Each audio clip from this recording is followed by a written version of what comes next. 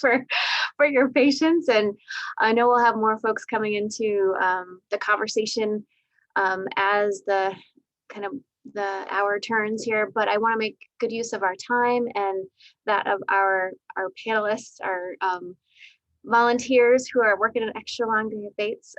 So I want to just introduce myself. I'm Joey Seltzer, one of the senior associate deans in the admission office here at Bates. I'm also a Bates graduate, class of 2003.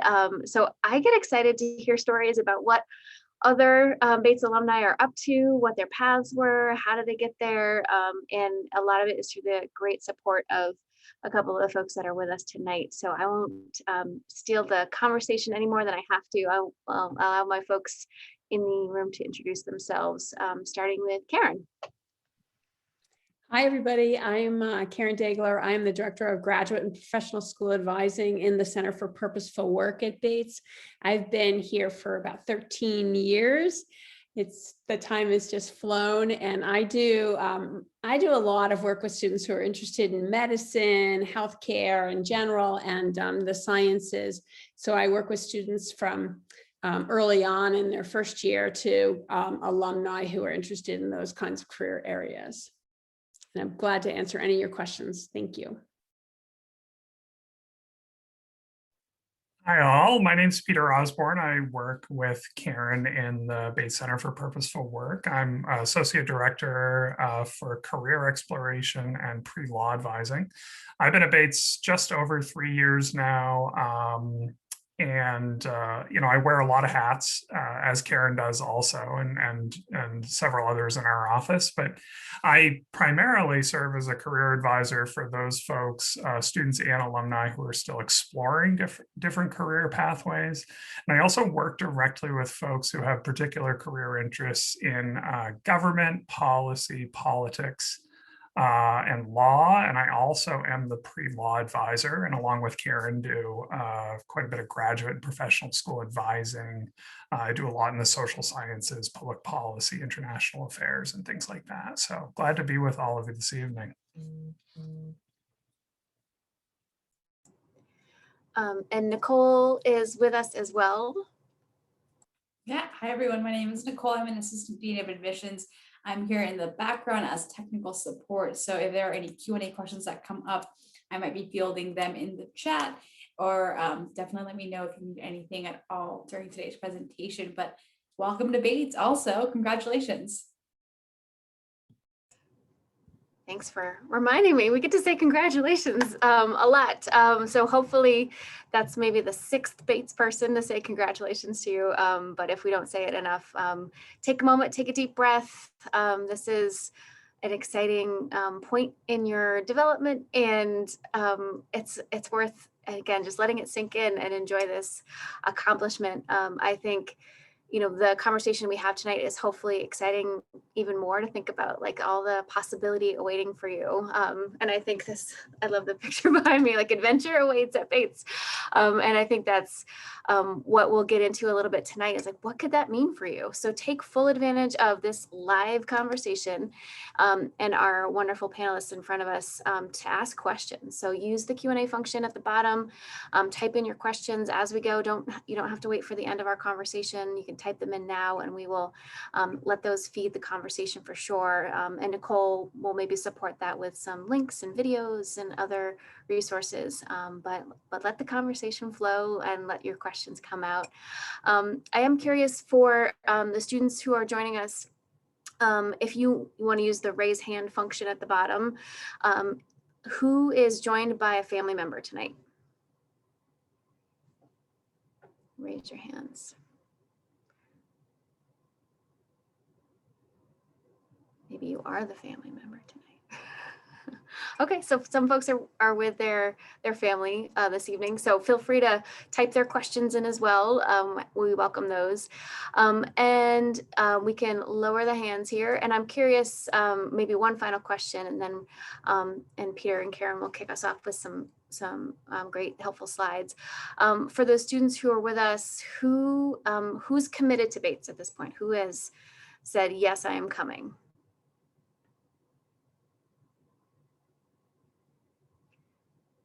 Okay, great.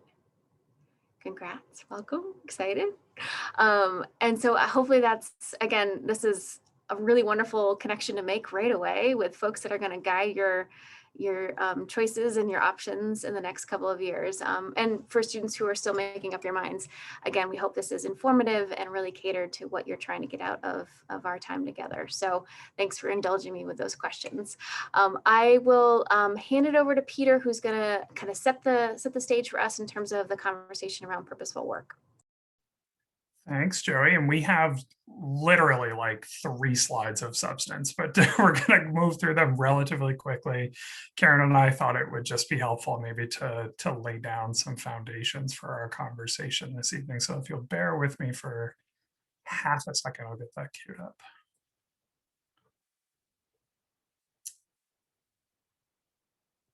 All right. Panelists, thumbs up. We good? All right. So we already did a quick round of introductions. So I think we're going to spend just a moment kind of talking with you for a second about, what makes purposeful work unique? What makes purposeful work stand out from our perspective, kind of in comparison and contrast to a lot of traditional career centers that you may be familiar with at some other institutions. I think if you haven't heard it already, I think Bates really has kind of an ethos of purposeful work where we really are thinking conceptually about almost every activity that you could undertake on campus, whether it be from an on-campus job to athletics to clubs and organizations to a job shadow to an internship, and we'll get into some of the details about those particular things in just a minute. But that's really, I think, what makes purposeful work distinctive, is that it's really it's a very holistic kind of way that we think about helping students to find their purpose, right? And so when we think about purposeful work, we kind of define it as something that contributes meaning to an individual's life. And we don't define what that is. That could really be anything, anything that you find meaning in as an individual. But it's also something that has relevance to a greater community. So something that both has individual meaning for you, but also has a connection to a greater community. We really believe that purposeful work is individually derived and defined, and we support students in a whole host of activities and experiences that can help you to derive and define purposeful work for yourself. And we also see it as being very developmental in nature. And so we work with students honestly from the moment they set foot on campus, and sometimes earlier, to start thinking about how do you firstly build upon the experiences that you already have, because you're not coming to Bates as a blank slate, right? You have a set of experiences already, a set of skills, a set of interests and values. And so we want to help you to identify experiences at Bates within the greater Lewiston Auburn community and in other places that can build on those skills and experiences and help you to move closer to identifying your own concept of purposeful work. And so in kind of a nutshell, purposeful work really is the intersection of strengths, interests, and values, however you choose to define those things.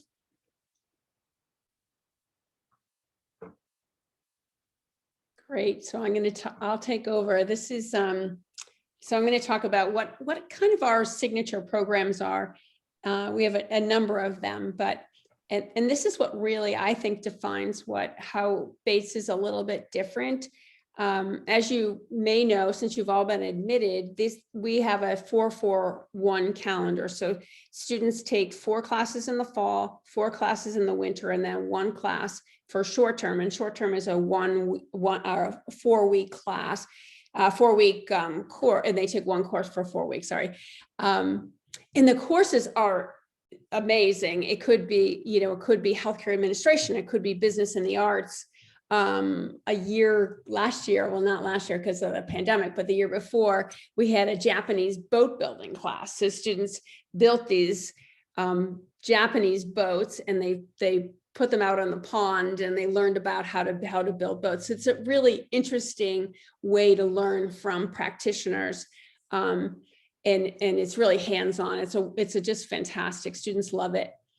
And then infusion courses, this is what I think is really amazing, because most schools, when we talk about what we do, we talk about infusion courses. Schools that we talk to are like, are you kidding me? How do you get your faculty to do that? And we're like, I don't know, but they do. And so what we mean by infusion courses is there's about 30 to 40 courses a semester. So our faculty buy in, and they have people from all different walks of life who, if you're, say they're teaching a bacteriology class, they bring in somebody who's an infectious disease specialist, and they talk about what is that career like? And then it involves, everything we do involves reflection. So it involves, like, well, what was that like? What do I think about that? How would that career be for me, kind of thing. So that happens.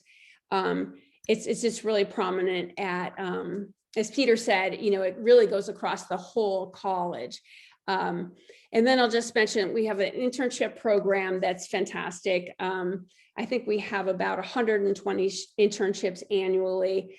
And again, a lot of schools have internships, but what we do that's, I think, really amazing is we have all of our students are separated into cohorts. So say there's 120. So say all of us advisors have 10 students, and students are asked over the course of the summer to answer prompts like, how's it going? How is it working virtually? Have you run into any issues? What do you think? Like just different things to get them to think and to learn, so that you can, get as much as possible out of a particular internship.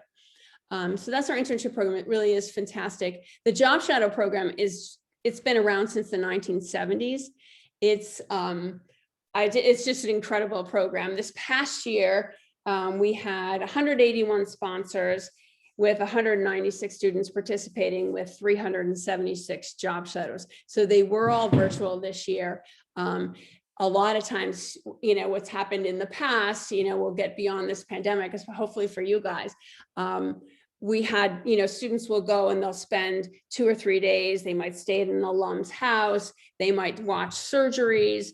They might just be part of an advertising agency and what happens during the day. So that the whole point is to say, how would that be for me? Would I like that job? Would I like that career? And you're spending maybe a day and you say, you know what? I do not want to do pediatrics. I cannot spend the day with kids all day. I cannot spend every day of my life with kids all the time. But you do learn that, okay, that was one day of my life and I've learned and I moved on, and you get some, thoughts about your future. So then the next is Spotlight on Careers. And this is it's a really fantastic series that we have. So we'll have, say, Spotlight on Careers in law. And we'll have people, people come from law firms, and alumni come and they talk about their careers. It's we do a 3 or 4 a year.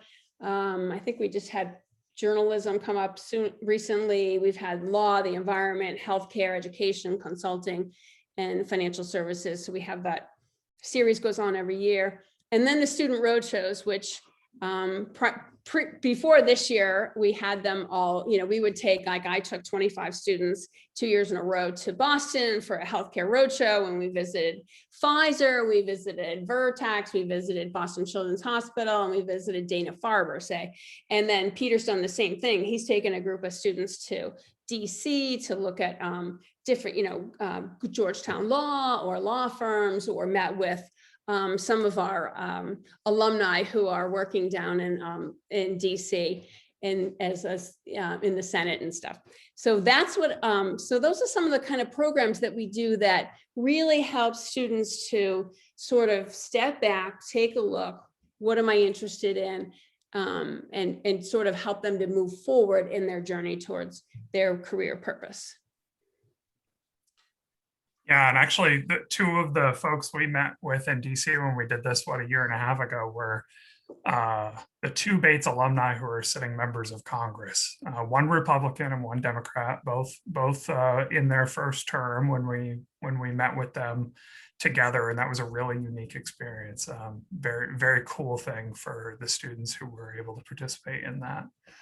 And then I think this is our second to last slide, but I think we just wanted to let the numbers speak for themselves. So these are some of our outcomes for the class of 2020. Gives you a little bit of a sense of where do Bates graduates go immediately after graduation.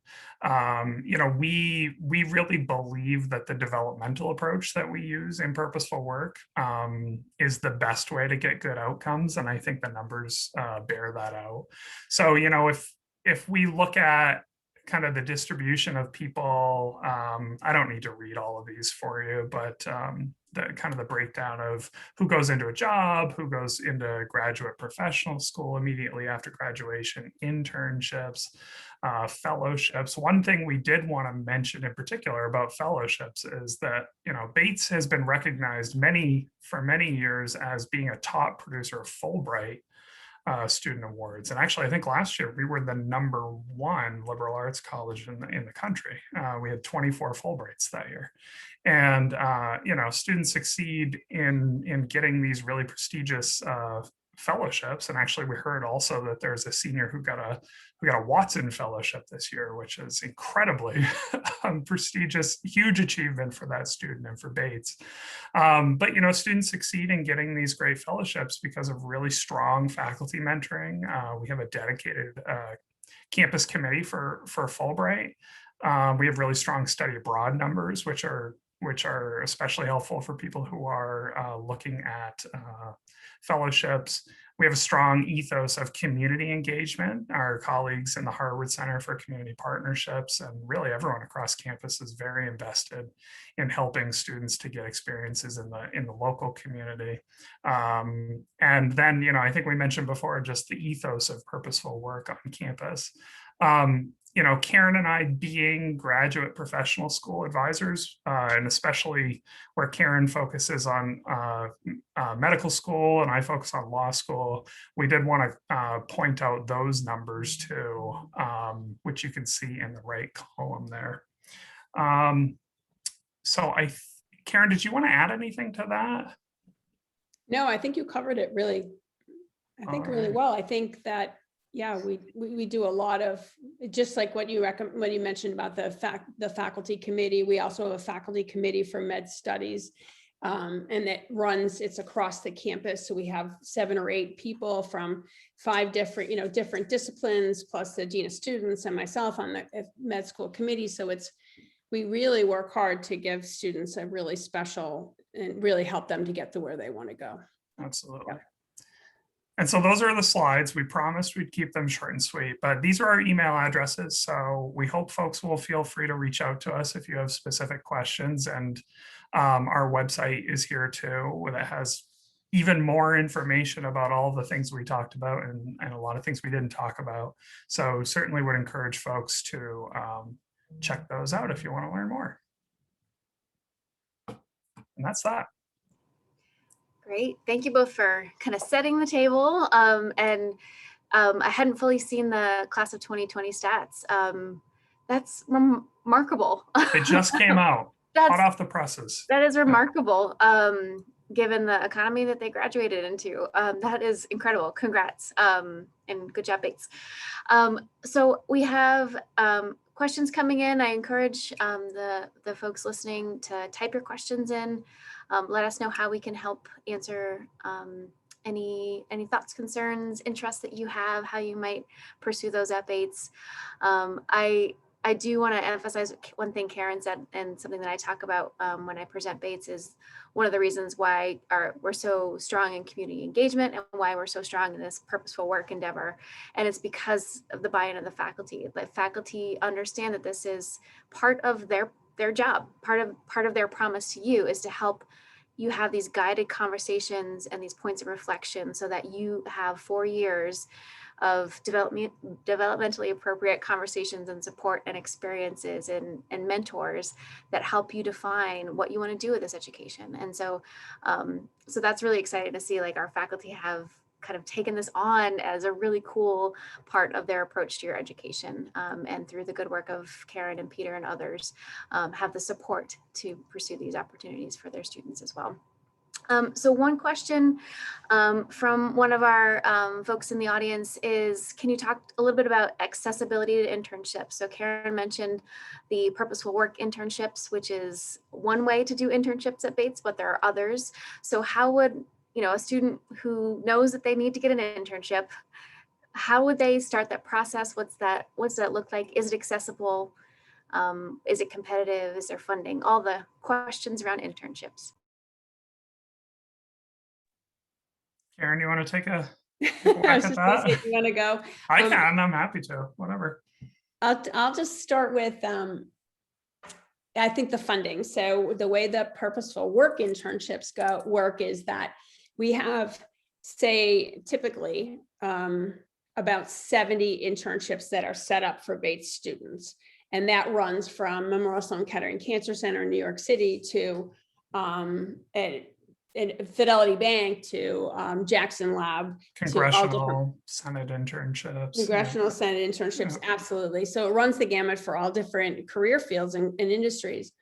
But then we have this separate pool of money, thanks to our advancement folks, so if a student is in, say, Boise, Idaho, and finds an internship with that's not paid or low paid, then they can apply for funding, and there's a pretty good chance they're going to get it. They can apply for their funding either through Center for Purposeful Work, or if it's a research related fellowship, they can apply for funding through the Dean of Faculty's office. So there's a lot of support for internship and funding for that. Do you want to add anything, Peter? No, and I think our internship program is really accessible to all students. I think Karen, you did a great job of laying out kind of the different parts of the Purposeful Work internship program in particular. But I mean, we have a resource called Handshake that we use to do all kinds of things in Purposeful Work. But one of its major functions is as a job and internship database. And, we receive anywhere between 250 and 300 new jobs and internships every day. And we work individually with students all the time, because Karen and I are advisors primarily. So we're meeting with students individually, students and alumni all the time, and using that Handshake and all kinds of other resources to help find internships. So I think it's really safe to say that internships are accessible across the board for any student who's interested in trying to find one. Yeah, I agree. So 2 follow-up questions for clarification. So the funding for Purposeful Work internships, so the specific Purposeful Work internships for Bates students, what is there a stipend? Is it what the students ask for? Like, is it a blanket, you get this amount, or how does the money work out? Yeah, it's a good question. And it's one that's on my mind because we're in the funding process right now. So we have this year at least, we have 3 funding application deadlines at the beginning of March, April, and May. And so if a student, as Karen said before, if a student secures an internship and it's unpaid or low paying, they then apply using a copy of their resume. They also answer a couple of questions about what are the learning goals that you're hoping to work toward through this internship, and help us understand how that learning and this internship in particular contributes to your pursuit of purposeful work. And so they kind of lay out that case for us.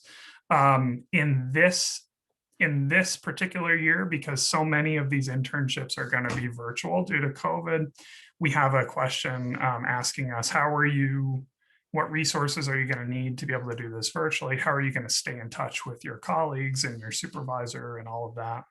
And then the final question that they respond to is basically to help us understand what is your financial need.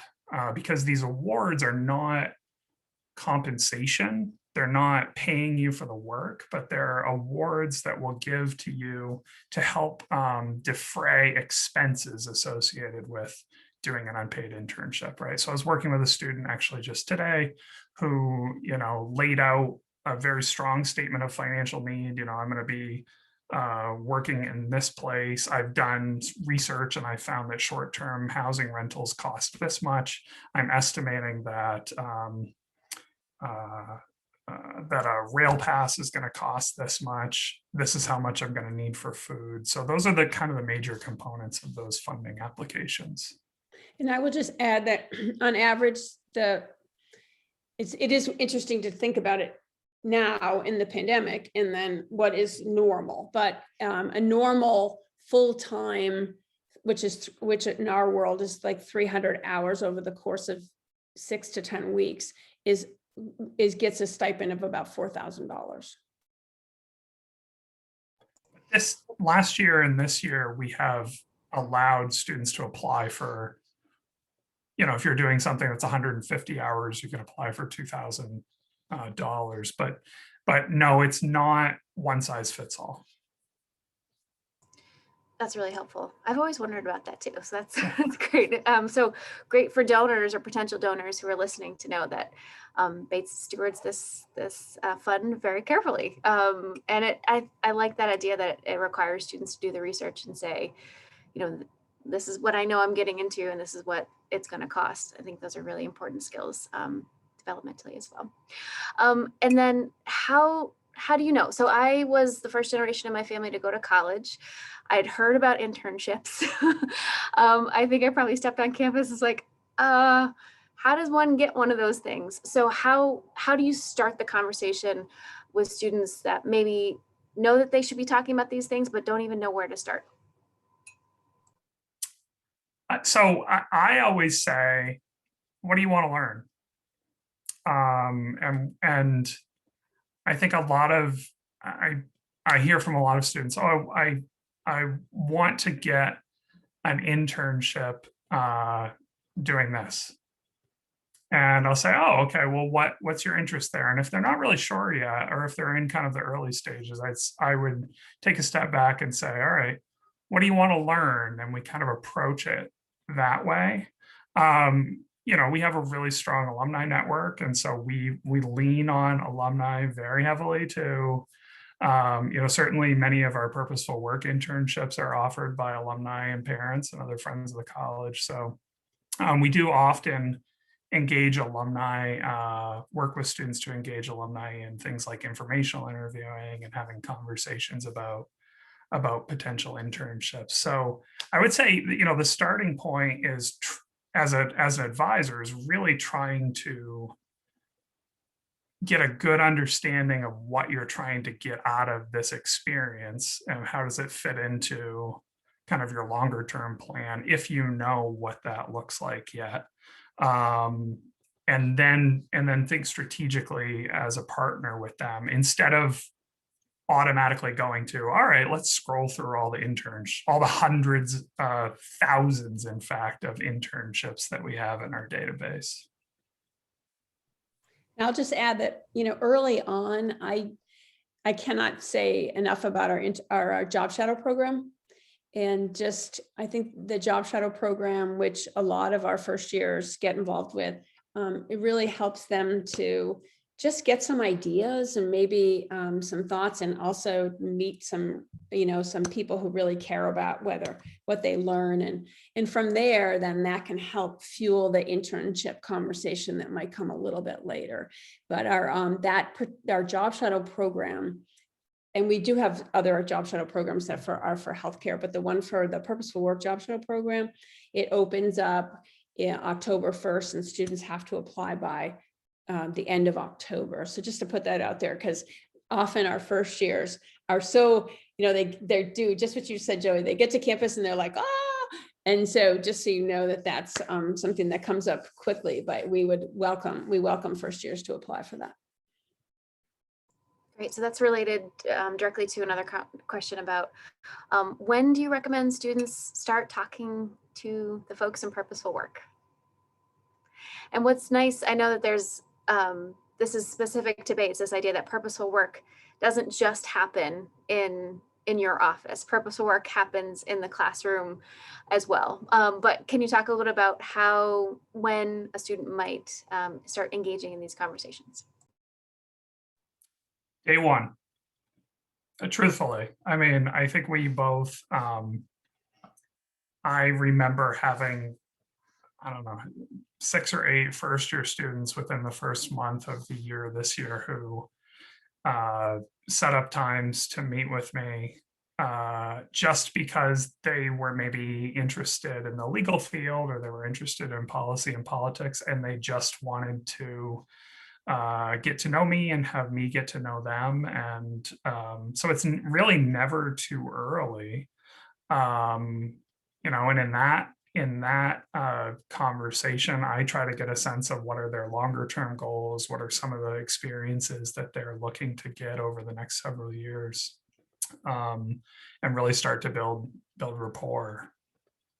I mean, I know both of us, we build, you know, kind of long-term relationships with students over the course of their time at Bates, and you know, we're in constant touch. And I know Karen and I both, you know, we're seeing internships and jobs come across our radar every day. And it's very common for us to say, oh, I know so-and-so's a junior who's looking exactly for something like this. And we can make those connections. So it's never too early. Yeah, for example, today, this internship came in from Jackson Lab, and they're trying, which is in Bar Harbor, Maine, which my place I love. And they're looking to hire a Bates student.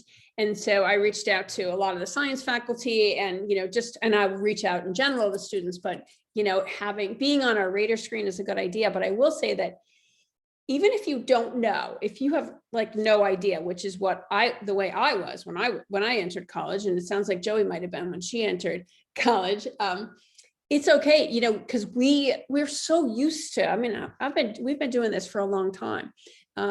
So just having somebody come in and say, I don't have any idea, that's okay. That is absolutely fine, because we will help you steer the conversation, because we've been doing this for a long time. So that's absolutely perfect. And I had a million ideas, Karen. Like I was like, I had no clue, but I also had like a million ideas. And that's one of the reasons why Bates was so exciting for me, is just like, I could do it all and I could play.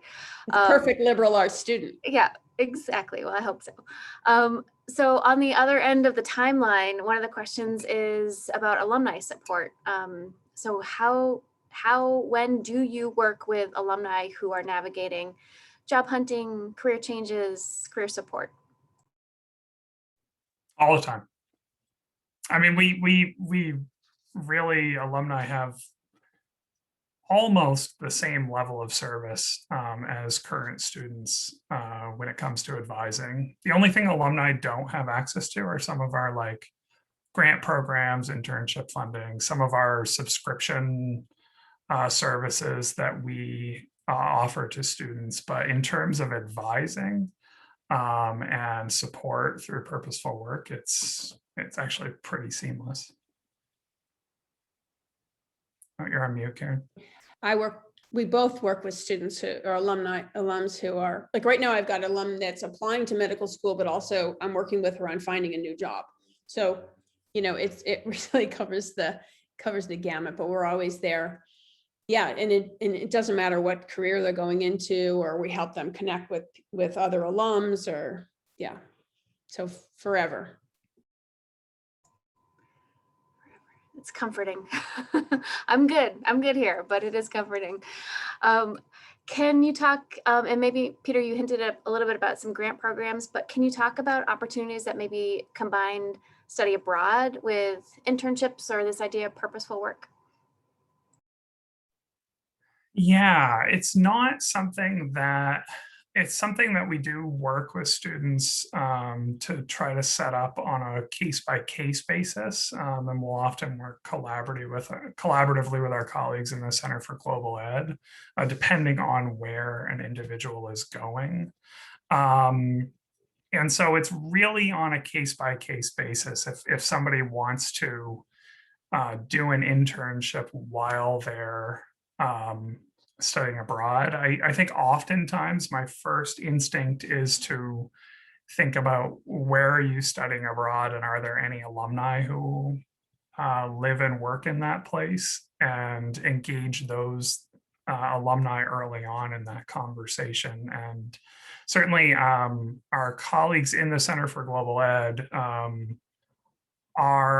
do have some programs on their radar that are study abroad and combined internships, but my impression is they're kind of few and far between. What do you think, Karen? Yeah, no, I would say the same thing. And I was talking to a sophomore today who's looking at studying abroad in Italy.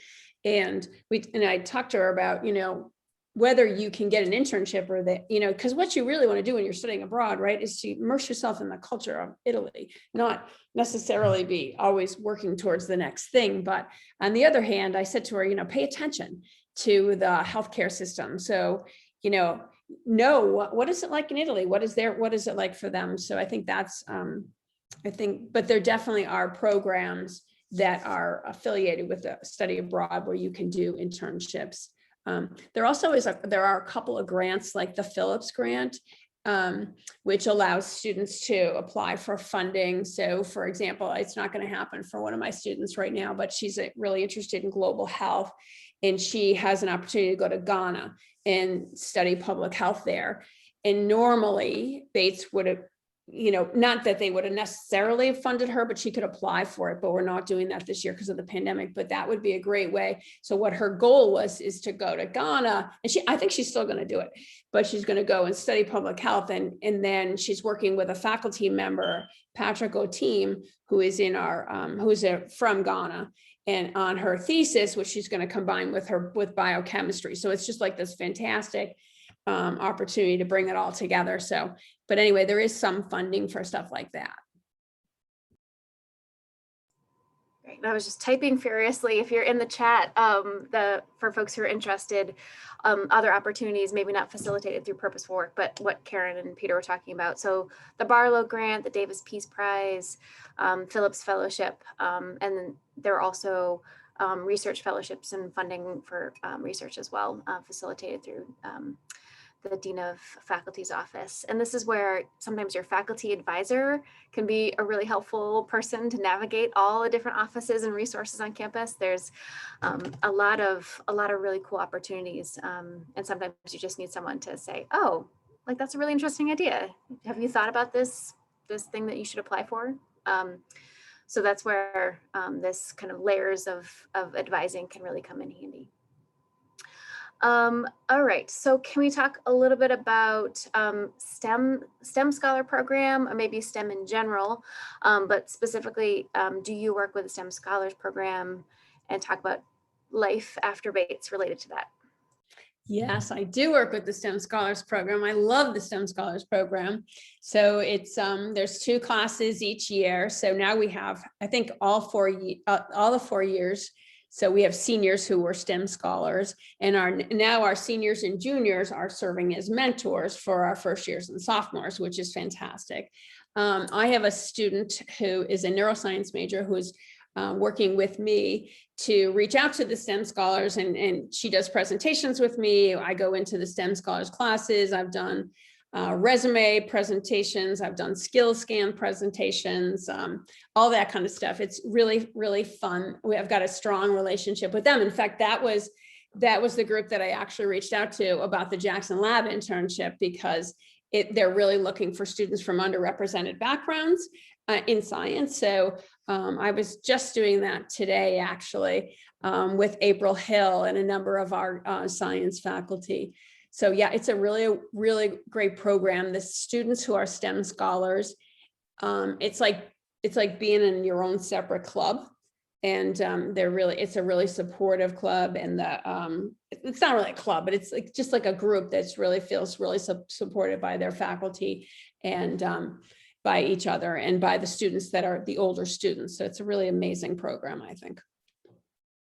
Did that answer that question? Yes, and Karen, I know it's early in the program, but we've had iterations of this idea at Bates for a long time. Can you talk a little bit about what you have seen some of those students do after Bates? Is it all STEM related, or what are some highlights? Gosh, not really. Peter, David Akinyemi, and he's a STEM scholar. He's a physics major. He's amazing, a basketball player. And what's his job? Do you remember? Well, I know about his business. Oh Is that what yeah, you're talking he's about? also started a business. That's right. Yeah, he's amazing. But he also got a job, I think, in banking or Yes. something. I can't As remember. a technology analyst at one of the big banks. Yeah. Yeah, and that came through.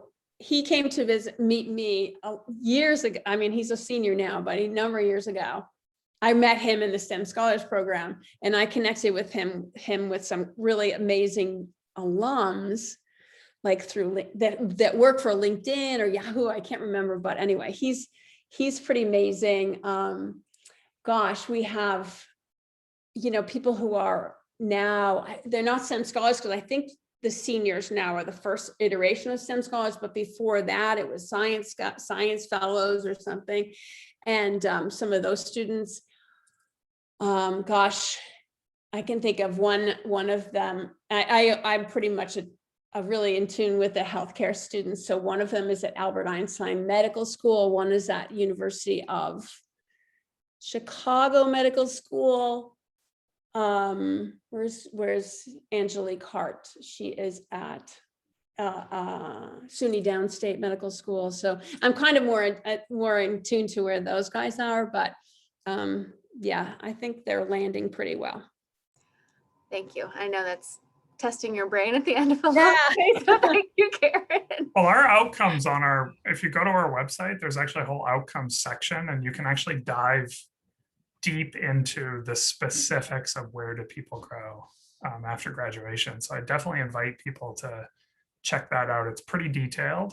And certainly if you have any questions about that, please get in touch with one of us. Yeah.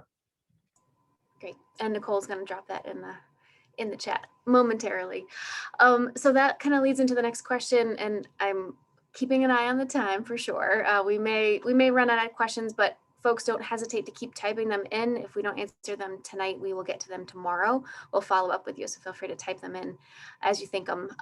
But can we talk a little bit more about the Bates Alumni Network and kind of anecdotes, connections you made? I mean, looking back at my time at Bates, after I graduated, when I was in a little transition period and trying to figure out how to leverage all of my skills.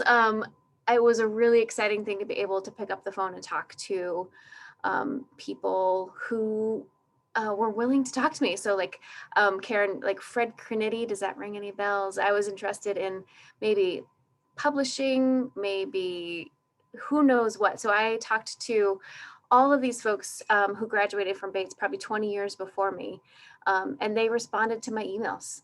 The only thing that we had in common is that we went to Bates. And so that will always stick with me, just the time that really successful, in my view, important people were making for 22-year-old who was clueless. So can we talk a little about maybe that network a little bit more and what you guys have seen in terms of success stories? Well, one thing I wanted to mention, Peter, I think is Bates Bridge. Yes. Right? Yeah. So that's a new program that we have. So we encourage all of our students to get involved, be a part of LinkedIn, which is kind of like Facebook, but for professional kind of lives. But we have this special program called Bates Bridge, and it's only, so LinkedIn has people from all around the world, and but Bates Bridge is just Bates alums. And these Bates alums they have gone on there so that they can, and they say, I'm interested in talking about, law school, or I'm interested in talking about LGBTQ. I'm interested in, I'm open to talk about all these different things. So they're Bates alums who are willing to talk and happy to talk to Bates students or other Bates alums. So it's a really great network. I mean, I can just go on and on about different. I think we both could, right? I mean, the thing that I always tell students is, in the time I've been here, I've never I've knock on wood, gosh, I've never encountered a Bates alum who was not willing to help. And I think one anecdote, one story that's fresh in my mind was about a year ago, of course, when all of COVID happened, right? And we were facing a pretty challenging economics situation and job market. Just because of the nature of my advising and kind of politics, policy, and law, I've gotten to know a number of the alumni in Washington, D.C. And so the alumni network kind of leadership group in DC really mobilized about a year ago, and they said we want to support members of the class of 2020 who may want to live and work in DC after graduation. So there were about 14 or 15 of them, and we collected. I got names and interest areas from all of the seniors who were thinking they may want to live and work in DC after graduation. We matched every single one of those students up to an alumni mentor in DC, and they were talking on a regular basis and making introductions and helping those students to make connections. And a lot of those connections are lasting now. Right. I actually just heard from an alum recently.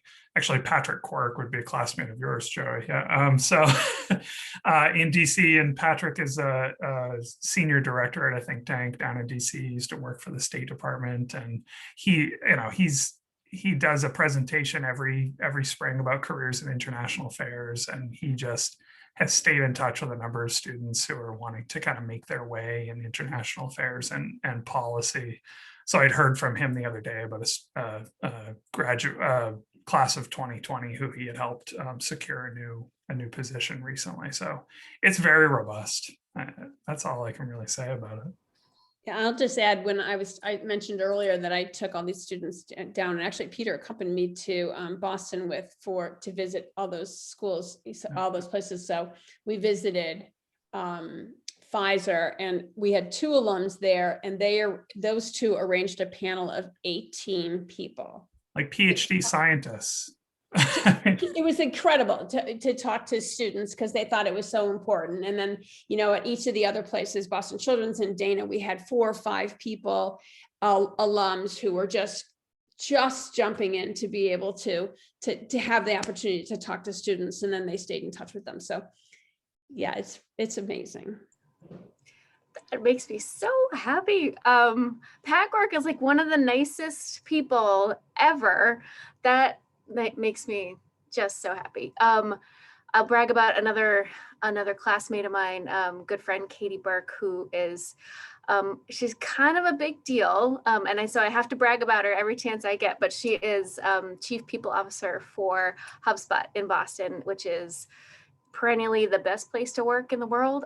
It's incredible what she's doing, and she's a leader in that field and a woman in tech who's just crushing it. But every time her team interviews a Bates student, I get a text from her.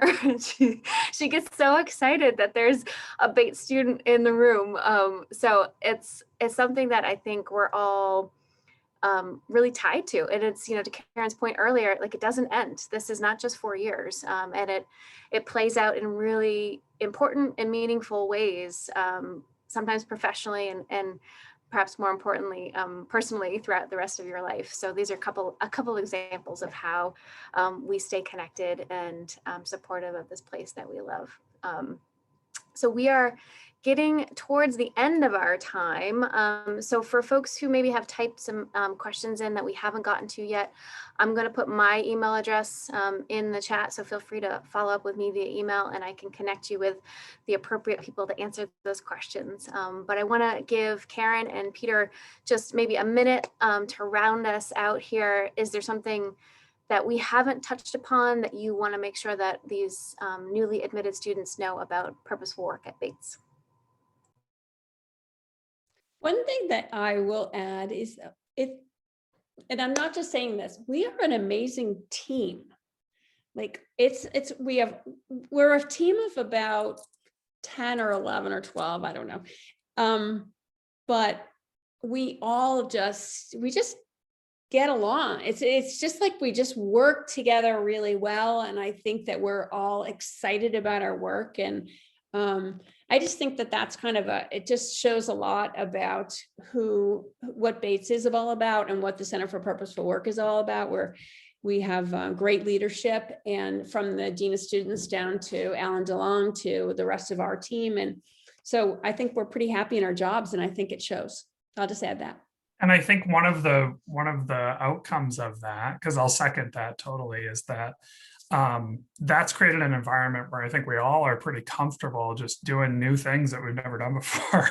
And we're really supportive of that. I mean, one example is last year, a handful of us started up a job search support group program for seniors, where we were gathering seniors who were all job searching on a weekly basis. And we come together every week, and people just kind of talk through some of the challenges or obstacles that they're facing. They highlight some of the successes. They share new things that they've learned kind of along the way. And actually that program is continuing now. And when we set out to do it, it was like we saw a need, we saw an unmet need. As far as we could tell from our research, we're the only institution that has done a program like this. Actually, we submitted a program proposal to talk about this at a conference in May. But I think it's just an example of how, when we see, I think we're flexible, we're adaptable, and when we see an opportunity to serve students and alumni in a new way, we're not afraid to jump on it and try out some new things. So it's a really fun place to work. And I think that translates out to the fun that we have working with students too. Well, that is a perfect note to end on. I appreciate both of you for being here, and Nicole too. I appreciate you. Thanks for being in the background, and for all the families and students that have tuned in for this conversation. I put my email address in the chat, so if we didn't get to your question, or if you have follow-up questions or want to talk maybe more individually with anyone here or others at Bates, please take full advantage of that. We are here to answer all your questions. If we were on campus together, we would sit and have a cup of coffee and talk for 2 hours.